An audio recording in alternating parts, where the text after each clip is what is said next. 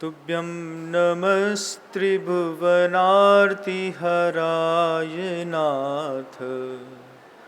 तुभ्यं नमः क्षितितलामलभूषणाय।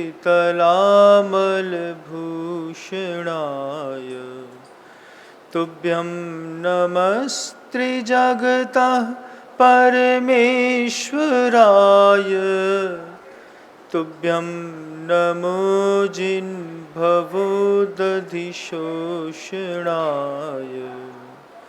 अहिंसा परमो धर्म की परम पूज्य आचार्य भगवंत गुरुदेव श्री विद्यासागर जी मुनि महाराज की, समस्त मुनि संघ की, बंधा जी के अस्यकारी श्री अजितनाथ भगवान की।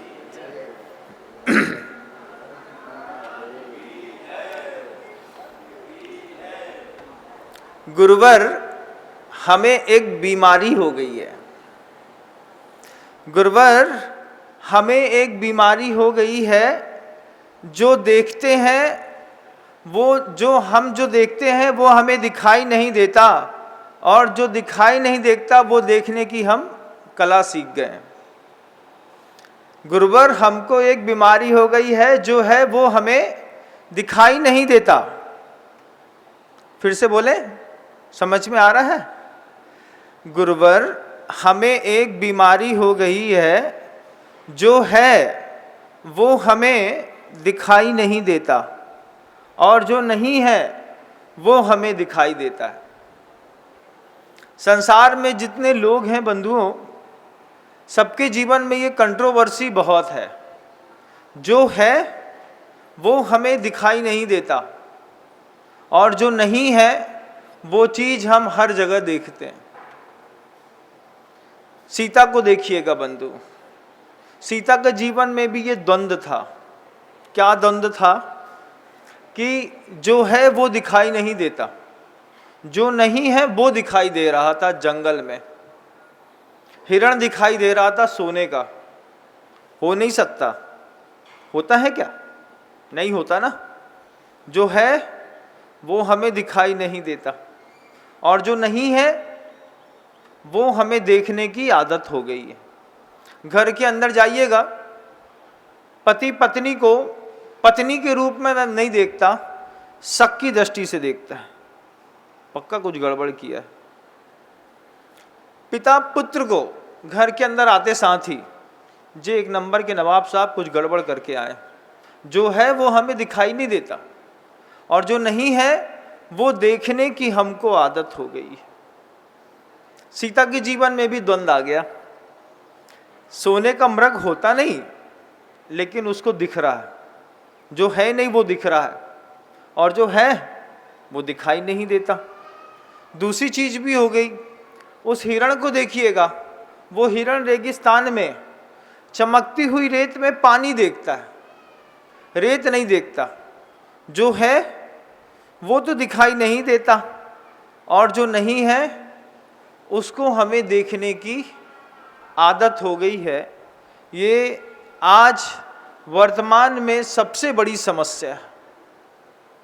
दुनिया के सबसे बड़ी समस्या है, सामने खड़ी हुई चीज में जो वास्तविकता होती है वो वास्तविकता तो दिखाई नहीं देती। हमारी धारणा कुछ और दिखाई देने के लिए हमको मजबूर करते रहती है। हमारे जीवन में हमेशा एक द्वंद्व चला करता है बंधुओं। एक अंदर की आवाज कुछ कहती है। मंदिर आए, मंदिर आकर के भगवान के सामने खड़े हुए, अंदर की आवाज कहती है, अजितनाथ भगवान हमारा सब कुछ ठीक कर देंगे। फिर एक बाहर की आवाज कहती है, भैया मंदिर के सामने माथा टेकवे से कछु नहीं होए। अब द्वंद्व है जीवन का। अंदर की आवाज कहती है कि विनम्र सागर जी महाराज कहते हैं सब ठीक हो जाएगा। सुन करके यहाँ तक आए, आकर के बड़े अच्छे से भक्ति भाव के साथ आए बंधु। अंदर की आवाज कहती थी, महाराज कहते हैं भगवान सब ठीक कर देते हैं। कहा भी है, मैं क्या कहूँगा, आचार्य मानतुंग स्वामी खुद कह रहे हैं, तुभ्यम नमस्त्रिभुवनार्ति हराय नाथ। हे नाथ, आप क्या हैं? 3 भुवन के आर्त ध्यान को हरने वाले। मनुष्य गति का हो, तिर्यंच गति का हो, नरक गति का हो, आर्त ध्यान है। तीनों गतियों के आर्त ध्यान को, तीन भुवन के आर्त ध्यान को आप हर लेते हैं बंधु। जब साफ साफ मानतुंग गोस्वामी ने कह दिया, शंका की क्या बात रह गई। जब विनम्र सागर जी महाराज ने कह दिया तो फिर शंका की बात क्या रह गई। अंदर से आवाज भी आ गई, बंधा जी चलते हैं, अगली पूर्णिमा 3 जुलाई की पड़ने वाली है, गुरु पूर्णिमा के दिन। बिल्कुल अंदर से आवाज आ रही है, मन बना के रखा है। फिर मंदिर गए, मंदिर में एक पंडित जी से बोला, 3 जुलाई को तो हम विनम्र सागर जी महाराज के पास बंधा जी जा रहे हैं, अजितनाथ भगवान के दरबार में मेला लगता है, वहाँ हम जा रहे हैं, वहीं पर हम अपनी भावना और शांति कलश लेकर के चले आएंगे। लेकिन बाहर से आवाज़ आई, अरे भैया, प्रतिमा के सामने कलश रखे से अगर कछु हो तो कितने मुद के कलश तो रखे रहे प्रतिमा के सामने, सबको भलो नहीं होगा। हो तो बात तो मानते हैं, हमारी स्थिति तो उस शेर के जैसी है, कौवा समझाए तो कौवा की बात मान लो और पंडित समझाए तो पंडित की बात मान लो। जीवन के अंदर द्वंद्व चलता है बंधु, वो द्वंद्व चलता है। अंदर से एक आवाज़ आती है, एक आवाज़ बाहर से आती है, बाहर की आवाज़ से अंदर की आवाज़ मैच नहीं करती। एक आवाज़ माता पिता की आती है, एक आवाज़ संत की आती है, एक आवाज़ मोबाइल में दिखने वाले ऐड की आती है, एक आवाज़ टीवी में दिखाई देने वाले सिनेमा में एक्टर की आती है। तरह तरह की आवाज़ें आती हैं हमारे जीवन में। हम उन तरह तरह की आवाज़ों में द्वंद्व में फंस जाते हैं। जैसे सीता फंस गई, सीता के पास, सीता को पता था कि सोने का मृग नहीं होता। अंदर से आवाज़ आ रही थी, अंदर की आवाज़ नहीं मानी, बाहर की आवाज़ सुन बैठी, घाटे का सौदा हो गया, बेचारी लंका पहुंच गई। वहाँ पर भी देखिएगा बंधु, दुनिया में जितने भी पाप होते हैं वो बड़ा सज धज कर गाते हैं, उनकी आवाज़ भी बड़ी मधुर होती है। गुटखा का पैकेट देखिएगा, शराब का पैकेट देखिएगा, बिल्कुल साफ सुथरा इतना सज धज करके आता है, इतने रॉयल लोग खड़े होकर के उसका ऐड करते हैं कि पता ही नहीं चलता कि ये पाप है और करने में आनंद आता है।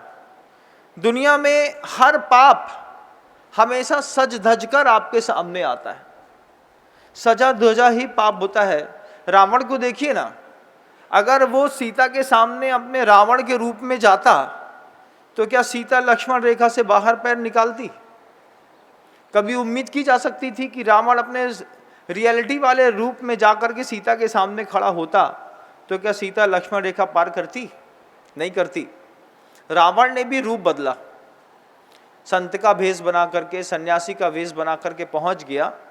सीता धोखे में आकर के अपनी बॉर्डर क्रॉस करके वहां गई और फिर वापस नहीं लौट पाई।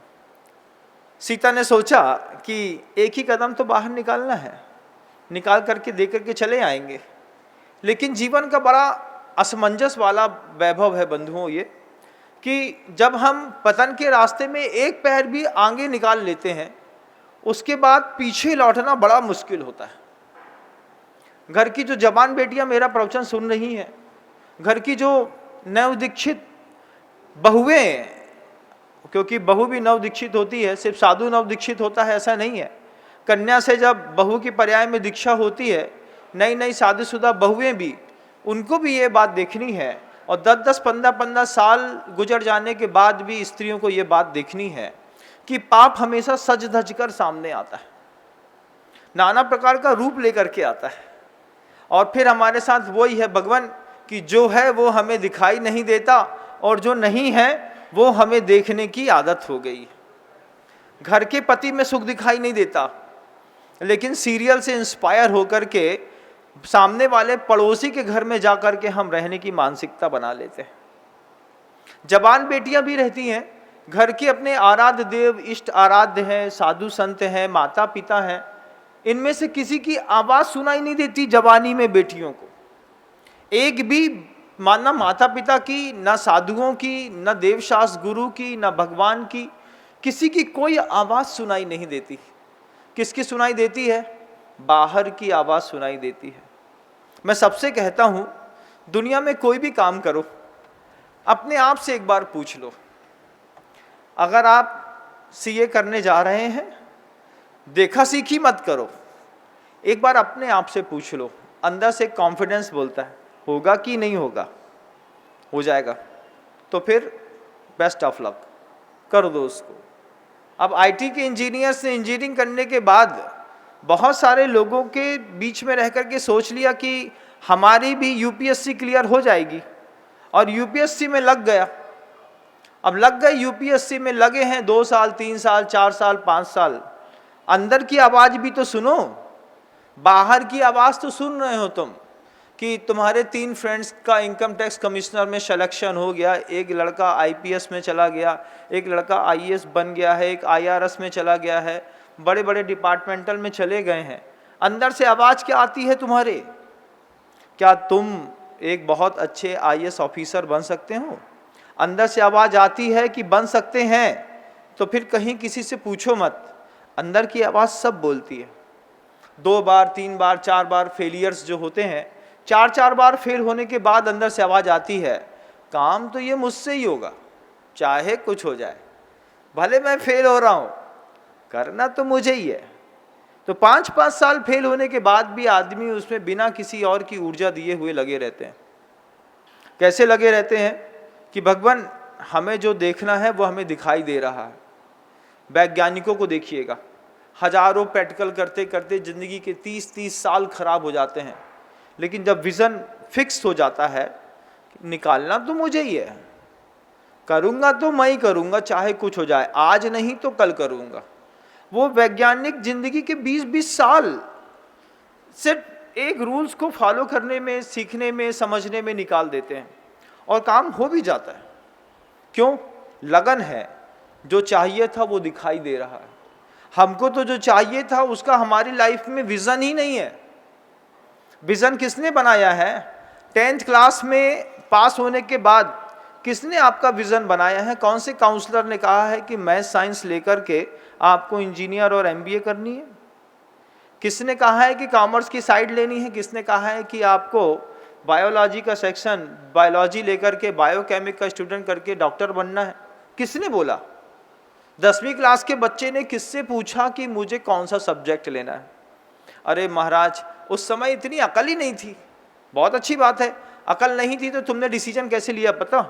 तुम जिस क्लास में पढ़ते थे, ABCD 4 सेक्शन होते हैं 9th क्लास में, 10th क्लास में। अब 10th क्लास के A सेक्शन वालों में से 25 लड़कों ने मान लीजिए मैथ ले लिया, तो हमने भी मैथ ले लिया। क्यों? हमारे 3 दोस्तों ने मैथ लिया है तो हम भी मैथ ले लेते हैं। रियलिटी है, घर के अंदर ऐसी घटा होगा, आप देख लीजिएगा। जिन्होंने मैथ लिया है, बायोलॉजी ली है, कॉमर्स लिया है, उसका भुक्तभोगी मैं भी हूँ, मैं भी उसमें शामिल हूँ। हम B सेक्शन वाले थे, हमारी स्कूल में मैथ और बायोलॉजी 2 सेक्शन थे। अब एक सेक्शन के जितने लड़के थे सबने मैथ ले ली, तो B सेक्शन वाले क्या करते बताओ? बायोलॉजी लेते। हमारे टाइम पे हमारे स्कूल में कॉमर्स नहीं था, कॉमर्स के लिए स्कूल चेंज करना पड़ता।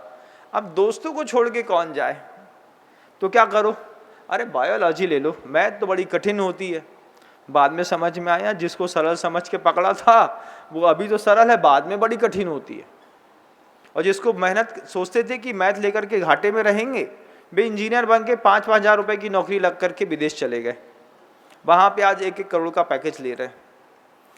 सबसे पहली बात हमको ये सीखना और समझना है कि 10th क्लास में किसने बोला था हमसे मैथ लेने के लिए?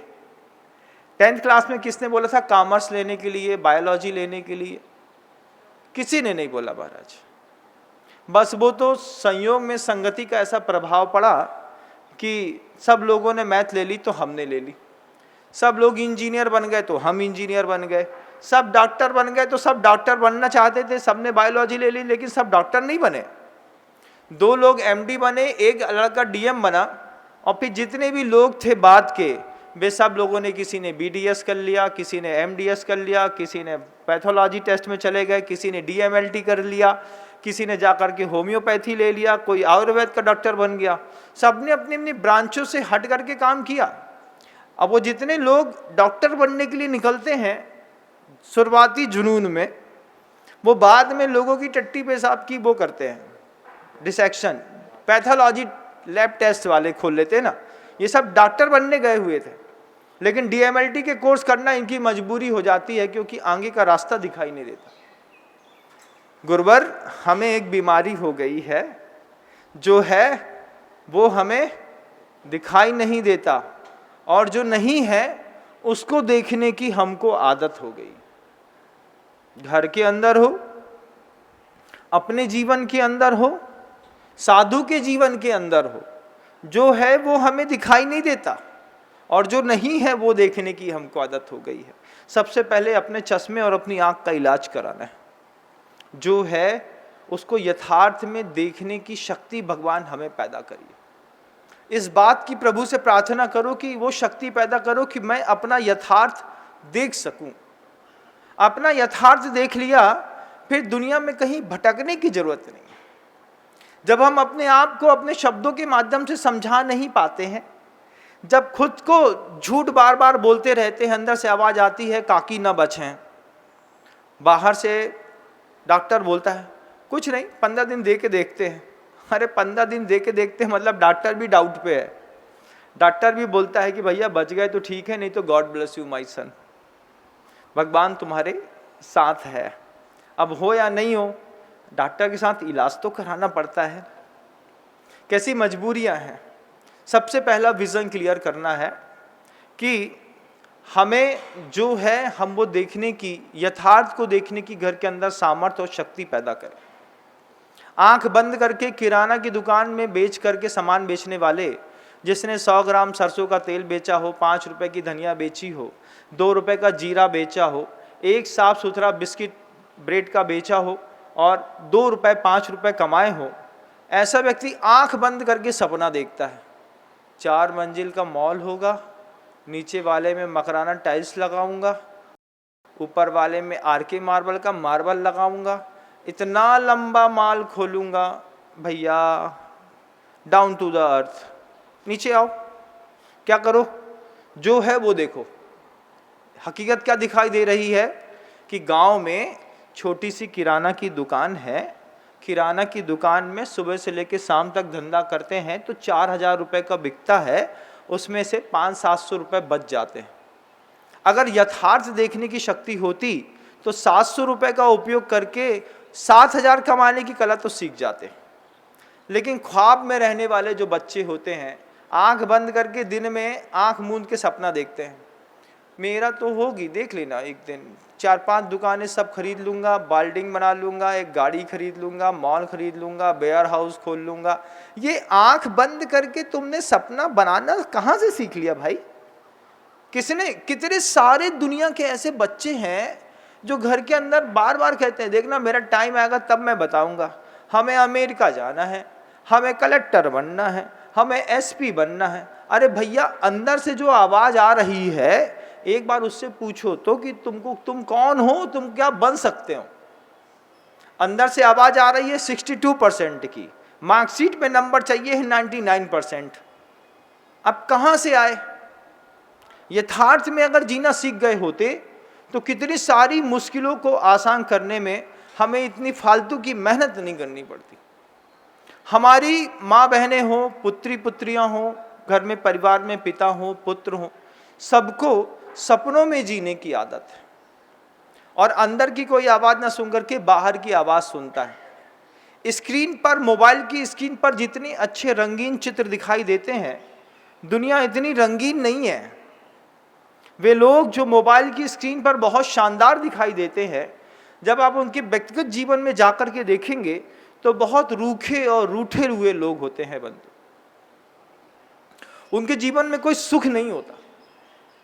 लेकिन स्क्रीन पर थोड़ा सा काजल लगा करके, थोड़ा सा पाउडर लगा करके लोग बाहर दिखाते बहुत कुछ हैं, जिंदगी में कुछ होता नहीं। हम देख करके भ्रमित हो जाते हैं और भ्रम में डाल करके वो पैसा कमा लेते हैं और हम गर्त में चले जाते हैं। भगवान हमको देखने की आदत, गुरुवर हमको वो देखने की आदत हो गई है कि जो है वो हमें दिखाई नहीं देता और जो नहीं है वो हम लगातार देखते रहते हैं। अपना विजन आँख खोल के क्लियर करिएगा।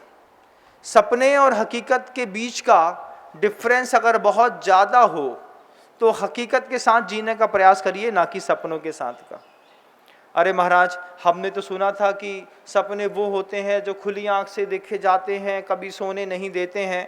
उसके लिए थोड़ा पुण्य भी चाहिए। पल्ले में हो तो बात बने, नहीं हो तो अजितनाथ भगवान की सेवा करो। मुझे याद आता है वो प्रसंग, शायद आपने पहले भी सुना हो, मेरे मुख से सुना हो, मुझे याद नहीं आ रहा कि मैंने कभी वो कहानी कही है, लेकिन अभी समय है आधे घंटे का, मैं कह देता हूँ, आप सुनिएगा। ललितांग नाम का एक राजा राजकुमार था और जैन धर्मावलंबी था। बचपन से नमोकार मंत्र की अच्छे से आराधना करी थी उसने, खूब अच्छे से नमोकार मंत्र फेरता था। कला 72 पुरुष की, तामे 2 सरदार। पुरुषों को उस समय 72 कलाएं सिखाई जाती थी। उसमें 2 मुख्य कलाएं होती थीं, एक जीव की जीविका, एक जीव उद्धार, कि पैसा कैसे कमाने की कला सिखाई जाती थी, और फिर जीव का उद्धार कैसे होगा, परलोक में वो कैसे जाएगा। ये 2 कला प्राचीनतम समय में शुरुआत से सिखाई जाती थी। सिखाई तो 72 जाती थी, उसमें एक चोरी की कला भी सिखाई जाती थी, चौर कर्म भी होता था। वो ललितांग ने धीरे धीरे चोरी की कला सीख ली और बाद में व्यसनन के साथ साथ विद्या सिद्ध कर ली, तो उसको एक अंजन गुटिका सिद्ध हो गई। आंख में लगाता तो शरीर गायब हो जाता, शरीर कुछ भी दिखाई नहीं देता।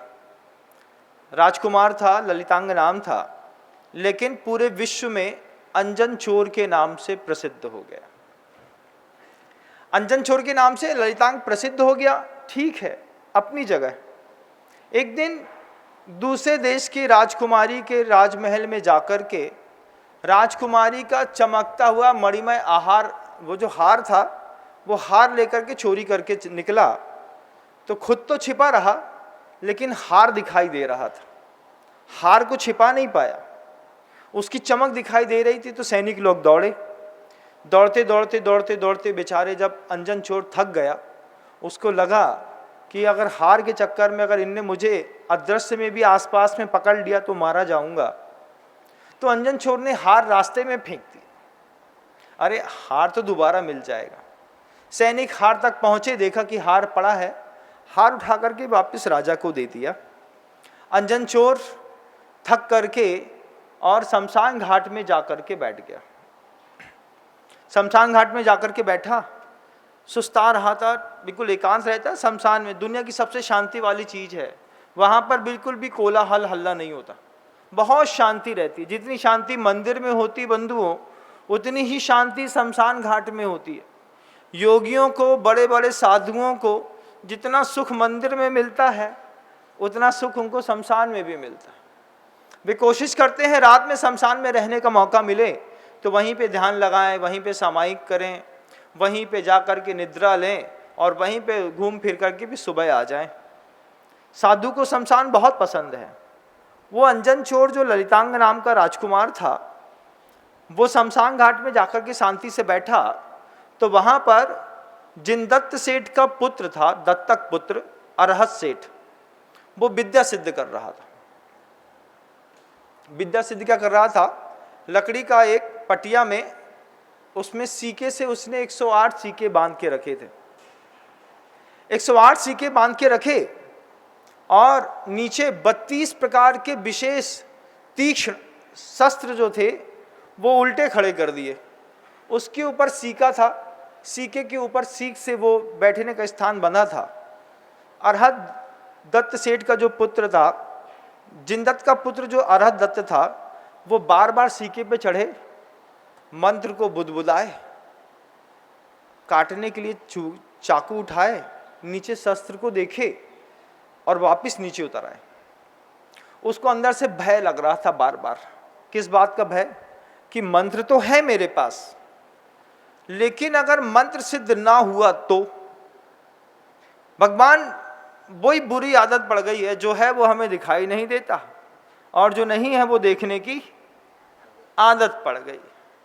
अब वो अरहत दत्त को लगता था बार बार कि अगर ये मंत्र सिद्ध नहीं हुआ तो ये 32 अस्त्र जो हमने यहाँ पर जमीन में उल्टे गाड़े हैं, इनसे तो हमारा प्राणांत ही हो जाएगा। बहुत देर तक वो अंजन चोर अरहत दत्त को देखता रहा।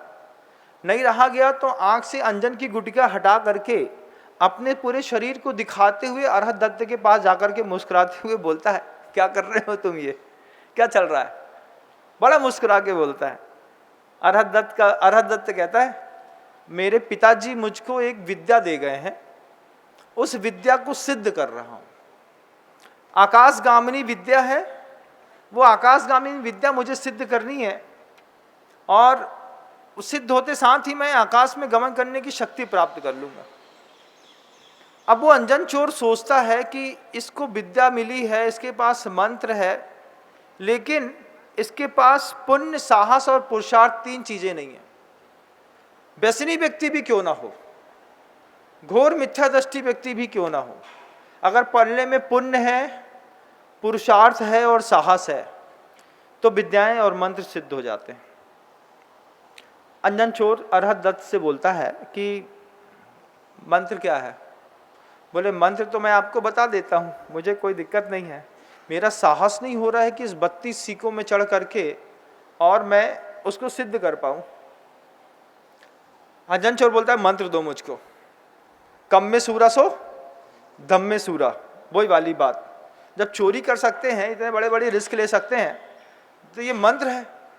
मंत्र को उसने अरहत दत्त से लिया, सीके पे चढ़ करके बैठा, विद्या से मंत्रित अस्त्र थी उसके पास, चाकू था, 108 सीके में वो बंधा था। 108 सीके एक एक बार मंत्र पढ़ के उसको काटने थे।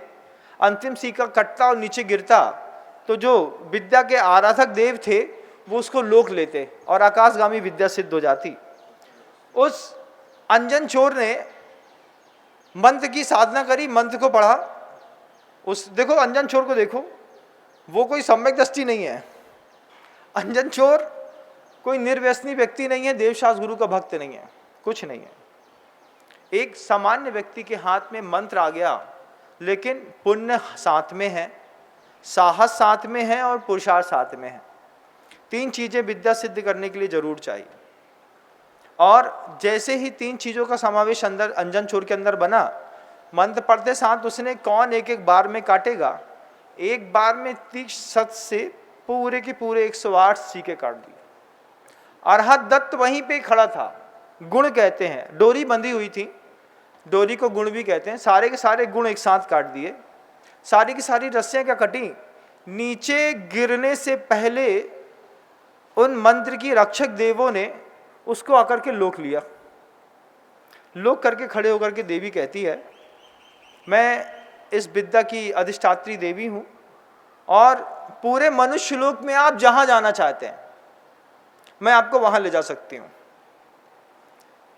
वो अंजन चोर इतना खुश हुआ कि पूरे के पूरे 2.5 द्वीप में कहीं भी, बोले हाँ पूरे मनुष्य लोक में कहीं भी आप बोलेंगे हम आपको ले जाएंगे। अरहत दत्त, वो आपका अंजन चोर कहता है, अरहत दत्त तो वहीं खड़ा का खड़ा रह गया। विद्या एक बार अवसर देती है बंधु को, दोबारा अवसर नहीं देती। अजितनाथ भगवान के दरबार में जब आप पहली बार विश्वास के साथ आए थे और आपने पहली बार जब विश्वास के साथ कलश रखा था, पहली बार में ही आपके कार्य की सिद्धि होना निश्चित थी। लेकिन अगर आप यहाँ पर आकर के अविश्वास से भर गए और अगले माह फिर आप विश्वास के साथ आना चाहते हैं, तो मैं आपसे कहना चाहता हूँ अपने घर में बैठिएगा, मत आइए, कुछ नहीं हो पाएगा। अजितनाथ भगवान के दरबार में आकर के अविश्वास के साथ जो व्यक्ति एक बार लौट गया है, वो दोबारा 1000 बार भी आएगा। विद्या एक बार में सिद्ध होती है बंधु। पहली बार में जब आप आए यहाँ पर बंधा जी के अजितनाथ भगवान के पास, तो पूरे विश्वास के साथ आए कि शांति तो मुझे यहीं पे आकर के मिलेगी, चाहे कुछ हो जाए। और 4 जुलाई को शांति कलश तो मुझे यहाँ पर स्थापित करना ही है, क्योंकि जितने भी गृहस्थ हैं संसार में, वो कोई भी सुख नहीं चाहते। सब समझते हैं दुखमा काल है, सुख नहीं मिलेगा। गृहस्थ अपने जीवन में शांति चाहता है, इसलिए हमने उस कलश का नाम ही शांति कलश रख दिया है कि आप जब भी बन्ना जी के अस्यकारी अजितनाथ भगवान के चरणों में पूर्णिमासी के दिन शांति कलश की स्थापना करने के लिए आए। वे शांति कलश में आप अपने जीवन की शांति ढूंढना चाहते हैं। अब जिन चीज़ों से आपको दुख होगा वे दुख आप जानते हैं, लेकिन उस दुख से मिलने वाली शांति के अधिष्ठात्रा देव यहाँ पर देवादिदेव अजितनाथ भगवान बन्ना जी के दरबार पर बैठे हुए। आप आए तो विश्वास के साथ, अविश्वास हो तो घर में बैठिएगा। स्क्रीन पर आपको बहुत सब कुछ साफ सुथरा दिखाई देगा, बिल्कुल साफ सुथरा, बहुत अच्छा दिखाई देगा। मैं भी बहुत पास से दिखाई दूंगा, लेकिन जिनको विश्वास से लबरेज लोग हैं और जिनको जीवन में शांति चाहिए, जिनको लगता है कि मेरे जीवन के आर्त रौद्र ध्यानों से मुक्ति मिलने के लिए अजितनाथ भगवान की भक्ति, पूजन, पाठ, जाप से मेरे जीवन में शांति आ जाएगी, विश्वास हो तो अगली बार की 3 जुलाई है ना, हाँ 3 जुलाई है, गुरु पूर्णिमा के इस पावन पवित्र अवसर पर फिर 10,000 से ज्यादा लोग एक साथ शांति कलश की स्थापना करने जा रहे हैं। 10,000 से ज्यादा लोग विश्वास से भरे हुए, लबरेज इस बात से लेकर के कि अजितनाथ भगवान के चरणों की सेवा करके हमको शांति जरूर मिलेगी। किस बात से शांति मिलेगी? जो दुख आपके मन के अंदर होगा उस दुख की शांति दिलाने के लिए अजितनाथ भगवान सक्षम है। उनकी भक्ति, उनकी जाप, उनका स्तोत्र निश्चित रूप से आपके जीवन में शांति दिलाएगा। अवसर रहेगा 3 जुलाई का, काल अपेक्षित रहता है बंधुओं। पूर्णिमा के दिन ही शांति कलश की स्थापना यहाँ पर करते हैं। पहले मैं उसको मनोकामना कलश कहता था। मनोकामना कलश मैंने कभी कहा नहीं, लोगों ने मनोकामना कलश कह दिया तो मेरे मुख से भी मनोकामना कलश निकलने लगा, रिद्धि सिद्धि कलश कहने लगे। लेकिन जब मैंने कुंदकुंद भगवान की शांति भक्ति पढ़ी तो शांति भक्ति में वो बात शुरुआत की 2 पंक्तियों में लिखी मिल गई। न स्नेहा शरणम प्रयांति भगवन पादद्वयम ते प्रजा हेतुस्तत्र विचित्र दुख निचेह संसार घोरांडव।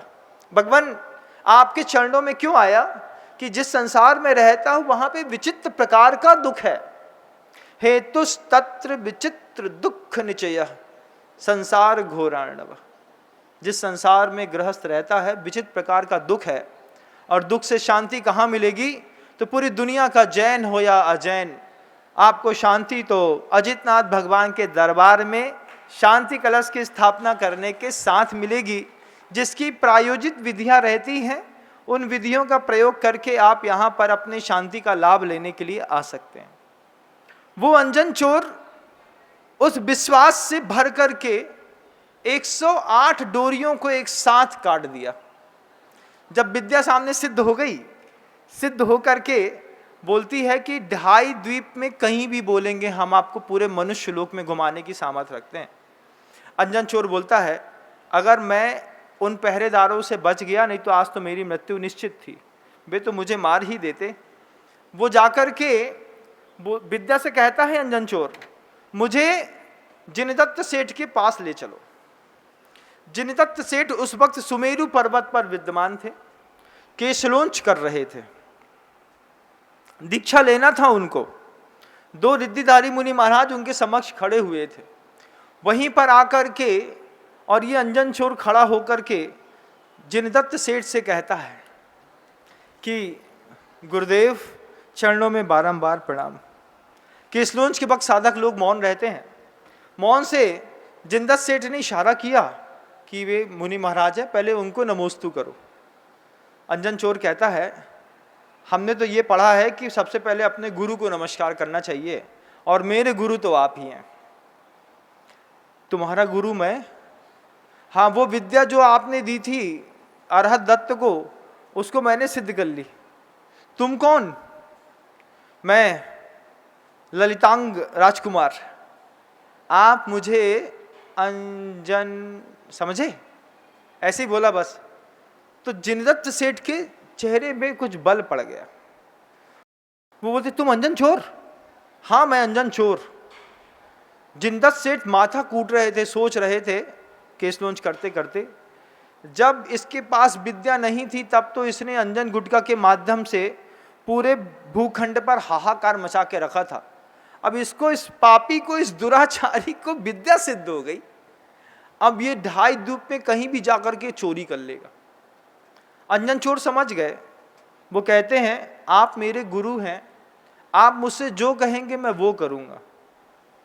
वो जिनदत्त कहता है चोरी का त्याग कर दो।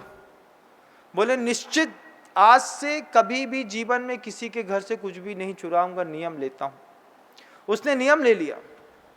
ये बात वहाँ पर अंजन चोर नियम ही नहीं ले लिया। अंजन चोर कहता है जिनदत्त सेठ से, सुमेरु पर्वत पर जिनदत्त सेठ दीक्षा ले रहे थे, बोले आप जो कर रहे हैं वो अब मुझे भी करना है, क्योंकि संसार का सुख और दुख तो मैंने सब देख लिया। अब वो जिनदत्त सेठ के साथ अंजन चोर ने वहीं पर दीक्षा ले ली और साधना करके अंजन से निरंजन बन गया।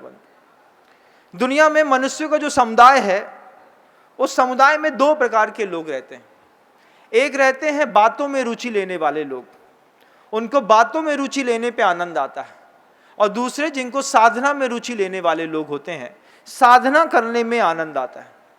बातों में रुचि लेने वाले लोग कर्मकांड की किताब खोल लेंगे, कर्म की 148 प्रकृतियों में रुचि लेते रहेंगे, लेकिन कभी भी कसाय नहीं छोड़ेंगे, अपना लोभ नहीं छोड़ेंगे, अपने आर्थ रौद्र ध्यान नहीं छोड़ेंगे, कसाय में क्रोध मान माया को कभी भी बिल्कुल हल्का नहीं करेंगे।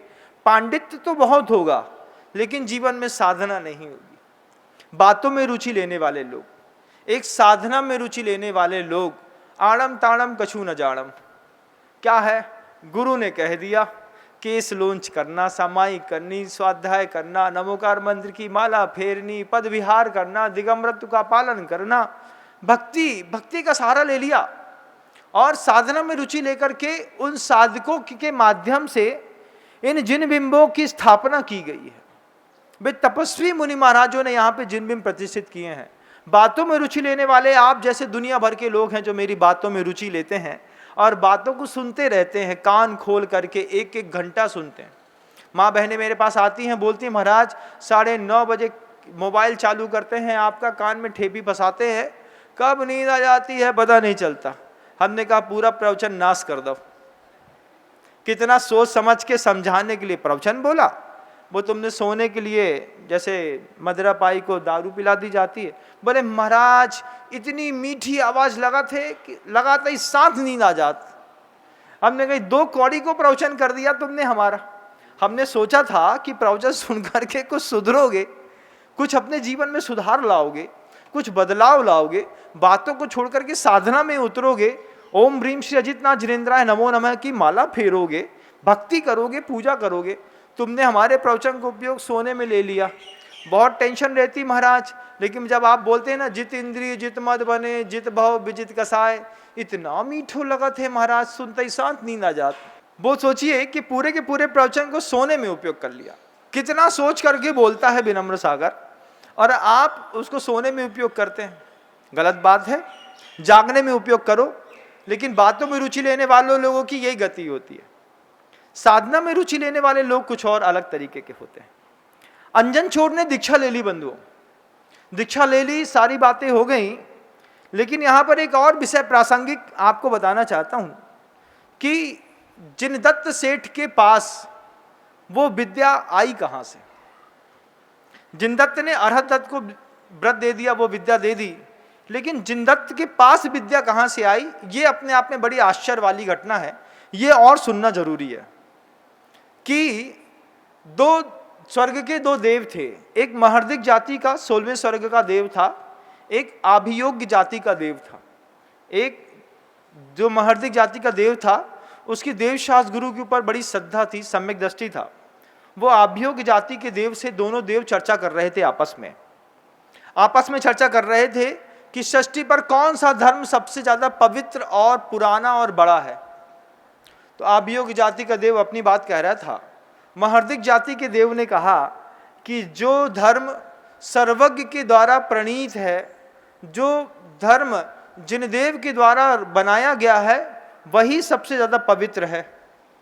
आभियोग्य जाति के देव से सहन न हुई ये बात कि एक धर्म है जो मनुष्यों के द्वारा बनाया गया। बहुत सारे धर्म मिलेंगे आपको, कुछ 400 साल पहले बने हैं, कुछ 600 साल पहले बने हैं, कोई 1000 साल पहले बने हैं। इसके पहले उन धर्मों का नामो निशान नहीं था। कितने सारे बाबा आ गए जो आपको लाइट देते रहते हैं। ये सब अभी 150 साल में, 150 साल में, 200 साल में, लेकिन आपको सुनने में समझने में बड़ी शांति महसूस होती है। लेकिन सर्वज्ञ के द्वारा प्रणीत धर्म और मानव के द्वारा प्रणीत धर्म में बहुत अंतर है। मानव के द्वारा प्रणीत धर्म बिल्कुल वैसे ही है कि सुखद रास्ता दिखाई तो देता है, लेकिन एंड टाइम पर लिखा दिखाई देता है आगे रास्ता बंद है। अब डाइवर्सन लेना बड़ा मुश्किल है। सर्वज्ञ प्रणीत धर्म कहीं पर भी ये नहीं बोलता कि आगे से डाइवर्सन लेना पड़ेगा, आप आगे चलते जाइए, आप पहुंचते चले जाएंगे। तो दोनों देवों में चर्चा चल रही थी कि कौन सा धर्म श्रेष्ठ है। तो महर्दिक जाति के देव ने कहा कि जैन धर्म जो सर्वाधिक सर्वज्ञ के द्वारा प्रणीत है वो श्रेष्ठ है। अभियोग जाति का देव कहता है सिद्ध करके बताओ। तो दो देव धरती पर उतरे स्वर्ग से ये चेक करने के लिए कि कौन सा धर्म ज़्यादा श्रेष्ठ है। तो महर्दिक जाति का देव कहता है अभियोग जाति के देव से, पहले तुम्हारे धर्म की परीक्षा ले लें। अभियोग जाति का देव कहता है कि हाँ, मेरे धर्म के साधु की परीक्षा ले लीजिए आप सबसे पहले। बियाबान जंगल में एक तपस्वी एक पैर पर एक हाथ ऊंचा किए चुपचाप दाढ़ी बढ़ा करके माला जप रहा था। अब उसका एक हाथ ऊपर हाथ में एक रुद्राक्ष की माला और एक टांग से खड़ा भी कैसा कि जहां पैर ऊपर किया था उसके नीचे भी पौधे निकल आए थे। सोचिए कब से खड़ा रहा होगा। दाढ़ी बहुत बड़ी हो गई। महर्दिक जाति का देव और अभियोग जाति का देव दोनों आपस में चर्चा करते हैं, सबसे पहले इसकी परीक्षा लेनी है। लेकिन परीक्षा महर्दिक जाति को देव कहता है मेरे हिसाब से लेनी है। कैसे लेनी है? तो महर्दिक जाति के देव ने अभियोग जाति के देव को बता दिया कि अपन दोनों छिड़ा छिड़ी बन करके इसकी दाढ़ी में घोंसला बनाएंगे और घोंसला बना के वहीं पर रहेंगे, वहीं पे बातें करेंगे, वहीं पे सब करेंगे और फिर देखते हैं कि ये अपनी साधना छोड़ता है कि नहीं छोड़ता। तो अभियोग जाति का देव तैयार हो गया। महर्दिक जाति का देव चिड़ा बना और अभियोग जाति का जो देव था वो चिड़ी बना। चिड़ी भी गर्भवती थी हो गई और धीरे धीरे चिड़ा और चिड़ी ने मिल करके उस साधु की दाढ़ी पर अपना घोंसला बनाना शुरू किया। घोंसला बनाना शुरू किया। महर्दिक जाति का देव वो जो साधु था वो देख रहा था कि मेरी दाढ़ी पर चिड़ा और चिड़िया ने घोंसला बना लिया है। साधना कितनी जबरदस्त। उसने देखा कि चिड़ा और चिड़ी ने दाढ़ी पे घोंसला बना लिया। तो दाढ़ी में घोंसला बनाने पर चिड़ा चिड़ी से कहता है, घोंसले में दोनों रहने भी लगे। अब घोंसले में 3 लोग रहते हैं। एक तो घोंसले में वो चिड़ा चिड़ी रहते हैं और ऊपर वो जो साधु था वो खड़ा हुआ है, वो भी उनकी बात सुनता था। तो चिड़ा एक दिन चिड़ी से कहता कि सुनो, आज पक्षी राज की विवाह का अवसर है, मैं विवाह देख करके अवसर में शामिल होकर के वापिस आता हूँ। तो चिड़ी कहती है देखो मेरे पेट में अंडा है, मेरे अंडे देने का समय हो गया है, अब तुम यहाँ से जाओगे, तुम नहीं लौटे तो मुझे कितनी तकलीफ होगी। नहीं नहीं, तुम्हारी कसम, मैं लौट करके आऊँगा। चिड़ी बोलती है मुझे विश्वास नहीं। अच्छा माँ की कसम, ऐसा आप लोग घर के अंदर खाते हैं ना, माँ कसम बेटा मैंने ऐसा नहीं किया। वो चिड़ी ने भी माँ की कसम खाई, माँ की कसम मैं वापिस आऊँगा। चिड़ी कहती है बिल्कुल मुझे विश्वास नहीं होता। अच्छा तेरे पेट में जो बच्चा पल रहा है उसकी कसम, मैं पक्षी राज की उस विवाह में शामिल होकर के वापिस आ जाता हूँ। चिड़ी ने बोला मुझे विश्वास नहीं। अच्छा मैं अपनी कसम खा के बोलता हूँ कि अगर मैं झूठा हूँ तो मैं ही मर जाऊँ। बोले मुझे तब भी विश्वास नहीं है। तो चिड़ा जो था वो अपनी चोंच से अपनी सामने की छाती को कुदेरते ऐसा करते करते बार बार सोच रहा मैं क्या करूं। फिर वो चिड़ा धीरे से कहता है अच्छा अगर मैं ना आऊं तो ये तपस्वी का पाप मुझको लगे। चिड़ी तुरंत मान जाती है, बोले हाँ ये ठीक है। जैसे ही तपस्वी ने सुना कि ये चिड़ा कह रहा है कि मेरा पाप इसको लगे तो क्या मैं पापी हूं? सब तपस्वी ने जो हाथ ऊपर था उसको नीचे करके घोंसले से दोनों चिड़ियों को हाथ में पकड़ लिया। जब दोनों चिड़ा और चिड़ी हाथ में पकड़ लिए तो तपस्वी चिल्ला करके बोलता है क्यों रे चिड़े और चिड़ी, क्या मैं पापी हूं? चिड़े और चिड़ी के पकड़ने के बाद तपस्वी का वो चेहरा जब चिड़ा और चिड़ी ने देखा तो चिड़ा और चिड़ी जो हैं वो दोनों मनुष्य की आवाज में हंसने लगे। जैसे ही मनुष्य की आवाज में चिड़ा और चिड़ी हंसे तो ऐसे ही उस तपस्वी की बुद्धि जागृत हुई कि ये तो चिड़ा और चिड़ी हैं और मनुष्य की आवाज में हंस रहे हैं, मतलब निश्चित ही कोई देव है, कोई मुझे सिद्धि हो गई है और ये देव मेरी परीक्षा लेने के लिए आए। तो तपस्वी ने हाथ को कोमल से खोल करके और चिड़ा और चिड़ी को प्रणाम करते हुए कहता है, देव आप मुझे बताइए कि मेरे जीवन में कौन सा पाप है। तो वो चिड़ा और चिड़ी कहते हैं, अरे ढोंगी साधु, तेरे को पता नहीं है, वेदों में लिखा है अपुत्रस्य गतिर नास्ति, जिसका पुत्र नहीं होता उसकी कभी सदगति नहीं होती, और तू बिना पुत्र पैदा किए साधना करने लगा है तो तू पापी नहीं है क्या। ऐसी बात सुन करके उस साधु का दिमाग सही हो गया।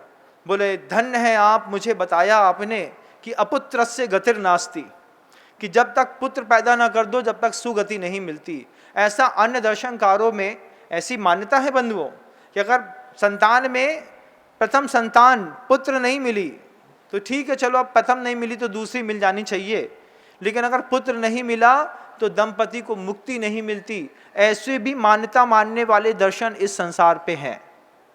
तो साधक होते हैं इसलिए वो अपनी पत्नी भी साथ में रखते हैं और पुत्र भी साथ में रखते हैं, क्योंकि सूत्र उनके दिमाग में बैठा अपुत्रस्य गतिर नास्ति। साधु ने सुना चिड़ा और चिड़ी बोल रहे हैं कि अपुत्रस्य गतिर नास्ति, तो उसने साधु ने चिड़ा और चिड़ी को प्रणाम करके कहा, आपने बिल्कुल सही कहा, मेरी पूरी साधना व्यर्थ हो जाती, बरसों से मैं यहाँ पर खड़ा था, अब मैं जा करके सबसे पहले संसार बसाऊंगा और संतान पैदा करने के बाद फिर साधना करूंगा। चिड़ा और चिड़ी उसके हाथ से छूट करके उड़ गए, पेड़ में जगाल में जा करके अपने मूल रूप में आकर के बैठ करके महर्दिक जाति का देव अभियोग जाति के देव से कहता है, देख तेरे साधु को एक शब्द में बहक करके और अपनी साधना छोड़ करके संतान पैदा करने चला गया। अभियोग जाति के देव का सिर नीचा हो गया। वो नीचे सिर में कहता है, निश्चित मनुष्य के द्वारा बनाए गए धर्म में और परमात्मा के द्वारा बनाए गए धर्म में महान अंतर होता है कि साधना के एक शब्द के कारण मनुष्य के द्वारा बनाए गए धर्म के साधक साधना छोड़ देते हैं। फिर अभियोग जाति का देव कहता है महर्दिक जाति के देव से कि अब तुम्हारे साधु की परीक्षा कर लें। महर्दिक जाति का देव कहता है, अरे हमारे साधु की परीक्षा करना बहुत बड़ी बात है, बहुत ऊंचा होता है दिगंबर जैन साधु, तुम हमारे यहाँ के एक श्रावक की परीक्षा कर लो, और अगर श्रावक पास हो जाए, श्रावक फेल हो जाए तो मान लेना जैन धर्म फेल हो गया। तो अभियोग जाति का देव और महर्दिक जाति के दोनों जो देव थे, वो दोनों देव ये जिनदत्त के पास आकर के, ये जिनदत्त अष्टमी और चतुर्दशी के दिन पुरुषोदोपवास का व्रत लेकर के शमशान में ध्यान और सामायिक करते थे।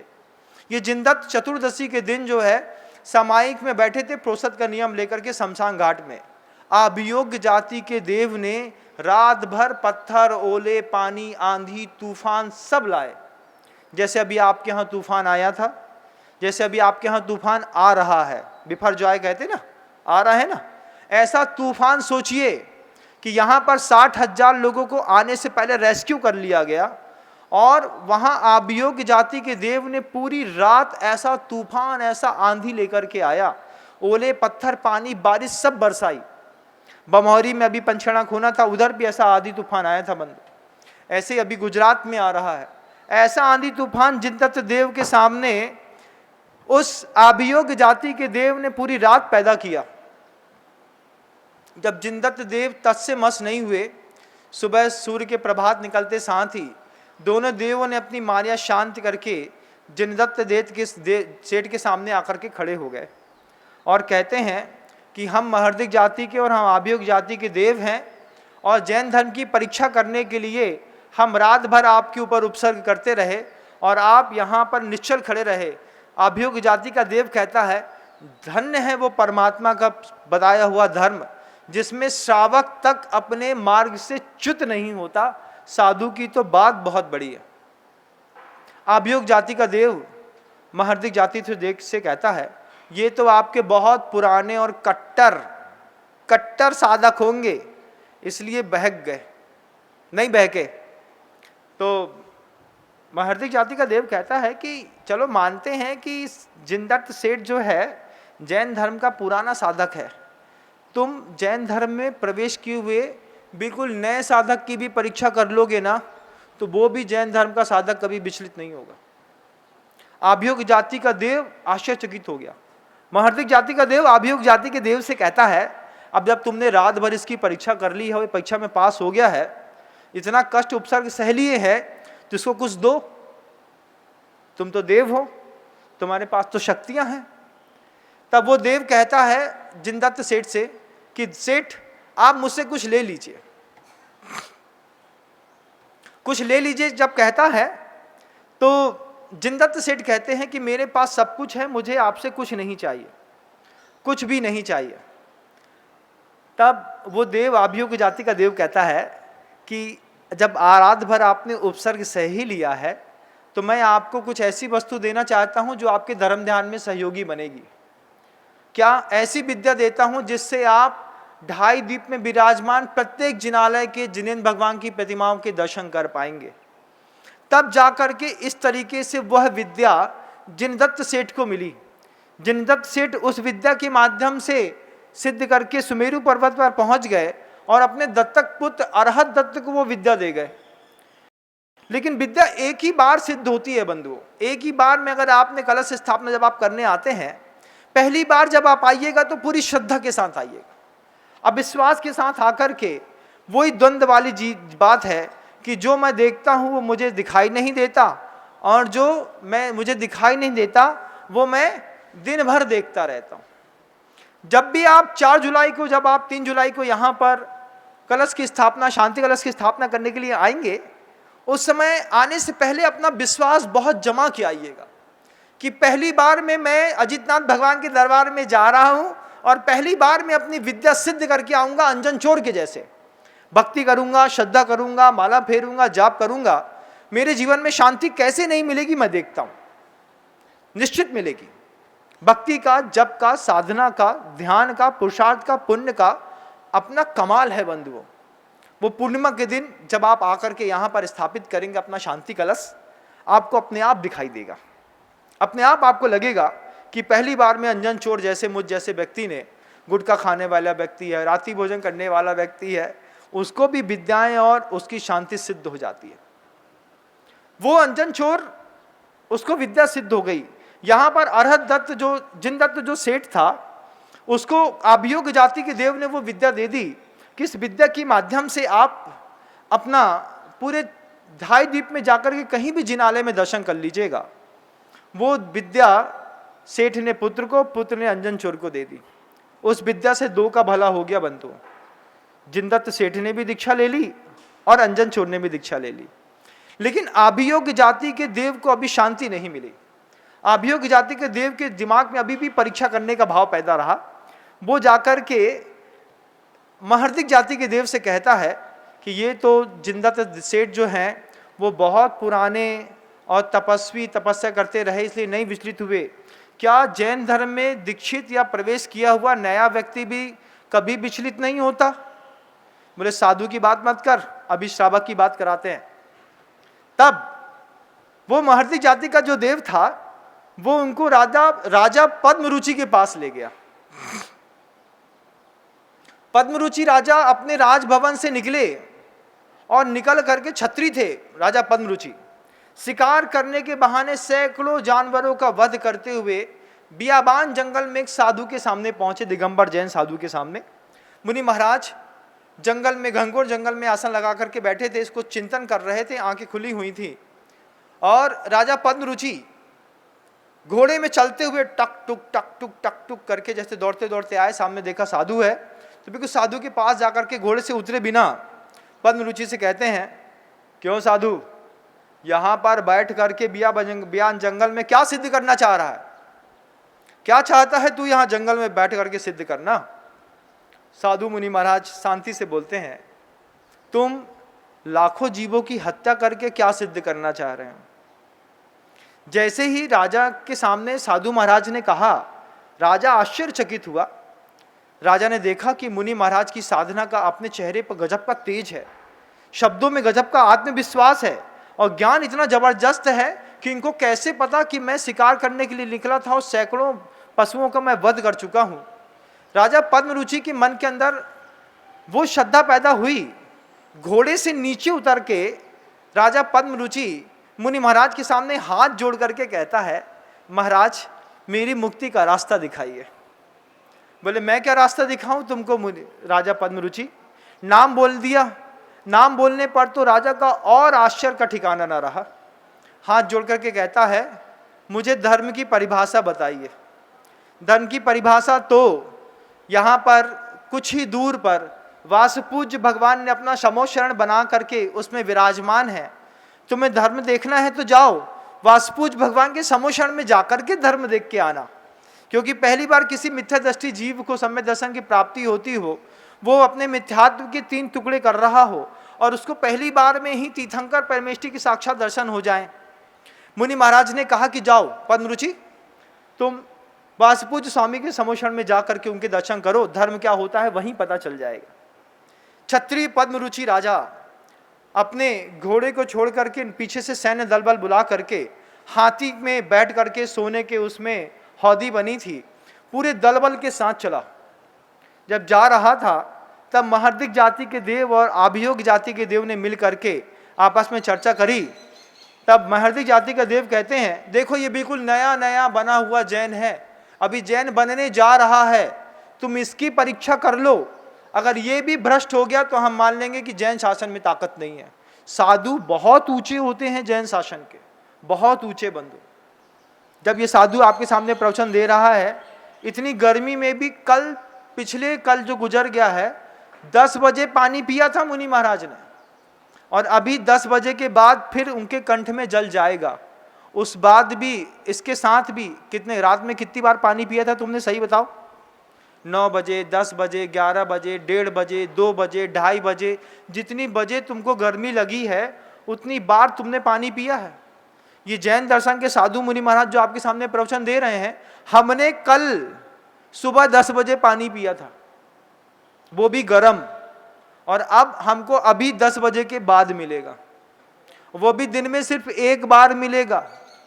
ऐसा नहीं है कि दोपहर में भी मिलेगा, शाम को भी मिलेगा, रात को भी मिलेगा। जैन साधु सिर्फ 1 बार भोजन करते हैं और 1 बार पानी पीते हैं बंधु। इस भरी गर्मी में भी किसी भी जैन साधु की परीक्षा कर लेना आप, कभी दोबारा कंठ के अंदर 1 बूंद पानी नहीं डालता। जब गला सूख रहा होता है सुबह 6 बजे भी, उस वक्त भी जैन साधु 1 घंटा प्रवचन दे करके कि तुम्हारा भला हो, तुम सुधर जाओ, तुम्हारे जीवन की गाड़ी लाइन में आ जाए। सोचिए कितनी मेहनत करते हैं, कोई मजाक नहीं है। किसी भी धर्म के साधु के पास चले जाइएगा, इसी जैन धर्म की दूसरी शाखा श्वेतांबर संप्रदाय के पास चले जाइएगा, सुबह 6 बजे से पानी पीना शुरू करते हैं तो शाम को 6 बजे तक कितनी बार मटकी से पानी निकाल के पीते हैं उनको भी पता नहीं रहता। प्यास इतनी वेदनादायक होती है, लेकिन जिन शासन का साधु साधु है बंधु, 1 बार कंठ में पानी डाला सुबह 6 बजे, 10 बजे, उसके बाद दूसरे दिन 10 बजे मिलता है, वो भी 1 घंटे में जितना ले लिया। उसके बाद पूरे दिन ना कंठ में कभी पानी डालता है ना भोजन डालता है। उसमें भी अंतराय इत्यादि की और भी प्रकल्प होते हैं। मैं आपको बताना चाह रहा था वो बात कि महर्दिक जाति का वो देव अभियोग जाति के देव से कहता, देखो ये पद्मरुचि तुम्हारे सामने साधु से मिल करके गया है, जाना चाह रहा है, अभी भगवान के समोषण में गया नहीं है, तुम इसकी परीक्षा कर लो, और अगर ये फेल हो जाए तो समझ लेना कि जैन दर्शन में कोई ताकत नहीं है। अभियोग जाति के देव को मौका मिल गया, लगा ये तो राजा अभी तुरंत इधर से उधर हो जाएगा, और राजा के मन के अंदर ऐसी गजब की श्रद्धा बैठ गई थी। जिनबिंब हो, जिनालय हो, तीर्थंकर हो, साधु परमेष्टि हो, श्रद्धा नहीं तो कुछ भी नहीं।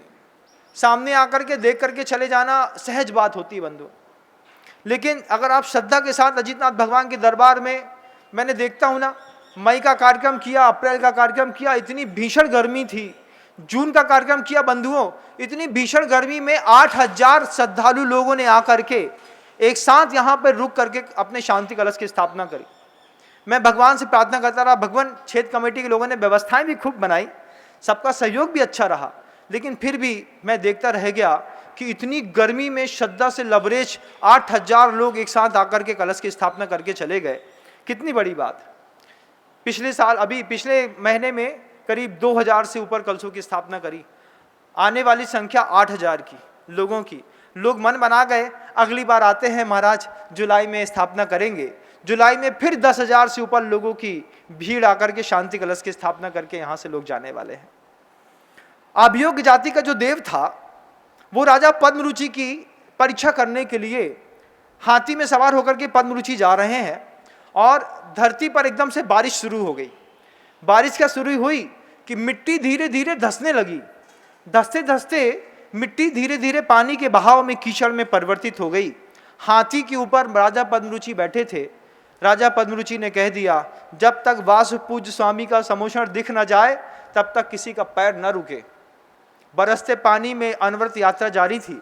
अभियोग्य जाति का देव सोचता है राजा पद्मरुचि ऐसे नहीं मानेगा, तो एक सामान्य सी स्थल पर जैसे ही हाथी ने पैर रखा, हाथी कीचड़ में धंस गया। धीरे धीरे हाथी ने पैर बढ़ाने की कोशिश करी। जितनी कोशिश करता गया, हाथी धीरे धीरे धीरे धीरे कीचड़ में धंसता गया, धंसता गया, धंसता गया। पूरा हाथी धंस गया। हाथी ने अपनी सूंड ऊपर कर ली। हाथी पूरा कीचड़ के अंदर, सूंड ऊपर। राजा पद्मरुचि हाथी के पीठ पे हौद के ऊपर बैठे। राजा पद्मरुचि ने देखा। राजा पद्मरुचि सोचता है कि वासुपूज्य स्वामी का दर्शन करने के लिए जा रहा हूं, भगवान कैसी पीड़ा परीक्षा हो रही है, कैसी परीक्षा ली जा रही है, और पूरा का पूरा हाथी कीचड़ में घुस गया। राजा पद्मरुचि हाथी के वो हौद पे खड़े हो गए। खड़े हुए उसके बाद भी हाथी धीरे धीरे धीरे धीरे कीचड़ में धंसता गया, धंसता गया। राजा पद्मरुचि के कमर के बराबर कीचड़ में राजा पद्मरुचि धंस गए। लेकिन मन के अंदर से इच्छा खत्म नहीं हुई। वासुपूज्य स्वामी के शरणों शरण में जाकर के दर्शन तो करना है। मुनि महाराज ने कहा है, क्या उत्साह रहता है तीर्थंकरों के, वासुपूज्य भगवान के अन्य तीर्थंकरों की दर्शन करने का। ये सम्यक दर्शन का खेल है बंधुओं। आप देखिए कि मन के अंदर आस्था क्या गजब की होती है। आप तो आपके घर के बगल से मंदिर है, आप दर्शन करने नहीं जाते, जाते भी हैं तो रोड से लौट करके चले आते हैं, बिना वहाँ पर चावल चढ़ाए चले आते हैं। कितनी कंट्रोवर्सी है लाइफ की। लेकिन वहाँ पर राजा पद्मरुचि ने ऐसा नहीं किया। राजा पद्मरुचि धीरे धीरे धीरे धीरे धीरे करके जब गले तक कीचड़ से धंस गए और धंस गए और धंस गए, जब कीचड़ राजा पद्मरुचि की इस दाढ़ी तक आ गया, अब पद्मरुचि को लगा कि अगले एक पल में पूरा का पूरा कीचड़ मेरे मुख के अंदर प्रवेश करके मुझे मृत्यु के घाट तक पहुंचा देगा। राजा पद्मरुचि वहीं से हाथ जोड़ करके वासुपूज्य भगवान को नमस्कार करके कहते हैं कि हे वासुपूज्य भगवान, आपके दर्शन और त्वाम नाम स्मृति मात्रेण पर्युपाशी शिशामहे, कि आपके नाम का स्मरण करने से, आपके जयकारा का लगाने मात्र से लोगों के कष्ट दूर हो जाते हैं। मैं पहली बार आपके दर्शन करने आ रहा था, क्या मेरी रक्षा आपके इस दर्शन भाव से नहीं होगी? मैं आपको यहीं से आपके उस दिव्य समोषण को बारंबार प्रणाम करता हूं। क्योंकि राजा पद्मरुचि को रच गया था कि अब इस कीचड़ से निकलना मुश्किल है। उस समय राजा पद्मरुचि बचने के लिए प्रयास न करके प्रभु की प्रार्थना कर रहे हैं, नमस्कार कर रहे हैं, और ओठ तक कीचड़ पहुंच गया बंधुओं। और जैसे अभियोग्य जाति के देव ने देखा कि राजा पद्मरुचि अभी अभी जैन बना है, इसको श्रद्धा से डिगाना मुश्किल है, और जब देखा कि राजा पद्मरुचि वासुपूज्य भगवान का जयकारा लगा रहा है, अभियोग्य जाति के देव ने पूरी विक्रिया नष्ट करके पूरे का पूरे कीचड़ से साफ सुथरा करके हाथी और राजा पद्मरुचि को बाहर खड़ा कर दिया। और महार्दिक जाति के देव से कहता है कि जैन शासन में साधु तो बहुत ऊंची चीज होते हैं, उसके पवित्रतम साधक नव दीक्षित जैन सम्यक दृष्टि जीव की भी परीक्षा करना बड़ा कठिन होता है। जब दोनों को ये विश्वास हो गया तो दोनों के दोनों देव उठ करके वापिस अपने अपने स्वर्गों में चले गए। ये कहानी बताती है बंधुओं बहुत कुछ। आपको क्या समझ में आता है आप जानिएगा, लेकिन वो बात मैं आपसे कहना चाहता हूं फिर से, जो मैंने शुरुआत में कही थी कि गुरुवर हमें एक बीमारी हो गई है। गुरुवर हमें एक बीमारी हो गई है, जो है वो हमें दिखाई नहीं देता है, और जो नहीं है वो हमें बार बार दिखाई देता है। आपको भी ये बीमारी हो गई है कि जो है वो आपको दिखाई नहीं देता है। मैं कहता हूं ना कि दुनिया में आपके हृदय में शांति की स्थापना करने की सामर्थ्य अगर किसी के अंदर है तो 3 लोगों के पास। पहली कुंडलपुर के बड़े बाबा के पास, दूसरी आचार्य भगवंत गुरुदेव विद्यासागर जी महाराज के पास, तीसरी बंधा जी के अस्यकारी अजितनाथ भगवान के पास। आपको लगता है कि आपके जीवन में अशांति है, आपको लगता है आपके जीवन में दुख है, तो फिर शांति कलश की स्थापना करने के लिए आप 3 जुलाई को अभी से मानस बना लीजिएगा बंधुओं कि गुरुवर हमें एक बीमारी हो गई है, जो है वो हमें दिखाई नहीं देता और जो नहीं है वो हमें बार बार दिखाई देता रहता है। द्वंद्व है जीवन का बंधुओं, सबके जीवन में। हम सोचते कुछ हैं लेकिन बाहर से कुछ समझा दिया जाता है तो हमारे जीवन की धारा बदल जाती है। अंतर्मन से एक आवाज़ आती होगी आपके भी, चलो ना इस बार हम भी कलश की स्थापना करके आते हैं। बाहर से कोई समझा देगा और एक कलश रखने से कुछ नहीं होता, हम बाहर की आवाज़ मान लेते हैं और अंदर की आवाज़ छोड़ देते हैं। ऐसे मौके षष्ठी पे बार बार कहाँ मिलते हैं और ऐसे गुरुदेव कहाँ मिलते हैं। पिछली बार मैं घबरा रहा था कि यहाँ से मेरा विहार हो जाएगा तो साधकों को लाभ कौन देगा, कैसे लाभ मिलेगा, लेकिन गुरुदेव ने क्या वरदानी छांव आपके ऊपर कृपा करी। जब मैंने कहा कि गुरुवर इतने सारे लोग बंधा जी के अस्सीनाथ भगवान के दरबार में पूर्णिमा के दिन आते हैं, गुरुदेव ने आशीर्वाद दे करके कहा कि बिनम सागर, जब इतने सारे लोग आते हैं अपनी श्रद्धा का कलश रखने के लिए, अपने शांति का कलश रखने के लिए, मैं तुमको वहां से भेज दूं कहीं और तो शावकों के साथ तो गलत बात हो जाएगी ना। तो एक काम करो, अब दिसंबर तक तुम वहीं रुक करके शावकों को धर्म लाभ दो। 3 माह मुझे हो गया, मैं गुरुदेव से ये भी ना बोल पाया कि गुरुदेव कहीं और चातुर्मास मिल जाता तो अच्छा रहता, रेलवे स्टेशन मिल जाता, थोड़ा सा नज़दीकियाँ रहती तो अच्छा रहता। गुरुदेव ने एक ही बार बात बोली कि जब इतनी सारी जनसंख्या वहाँ पर आकर के धर्म लाभ ले रही है तो इतने सारे लोगों का धर्म दान किसी निमित्त से होता रहे, एक निमित्त रखना भी तो जरूरी है। और जब तुम्हारी बात लोग सुन रहे हैं तो फिर मैं दूसरा निमित्त वहाँ रखूँ, तुमको कहीं और रखूँ, इससे अच्छा तुम वहीं पे धर्म ध्यान करो और वहीं पे दुनिया भर के लोगों को धर्म ध्यान करने के लिए प्रेरणा दो। आपको अगर ऐसा लगता है कि बंधा जी के अजितनाथ भगवान के दर्शन आपने कभी नहीं किए हैं, अगले 4-5 महीनों में जब आपका मौका मिले, जुलाई में, अगस्त में, सितंबर में, अक्टूबर में, नवंबर में, आप अपना मन बनाइएगा। अगली 3 जुलाई को हम पुनः यहाँ पर शांति कलश की स्थापना करने का एक बड़ा उपक्रम करने जा रहे हैं। 10,000 से ऊपर की जनता फिर होगी बंधुओं। आप भी अपना सौभाग्य जगाइएगा और कोशिश करिएगा जो है वो आप देख सकें, जो है वो आप देख सकें। इन्हीं भावनाओं के साथ शब्दों को विराम देता हूँ। गुरुदेव श्री विद्यासागर जी मुनि महाराज की।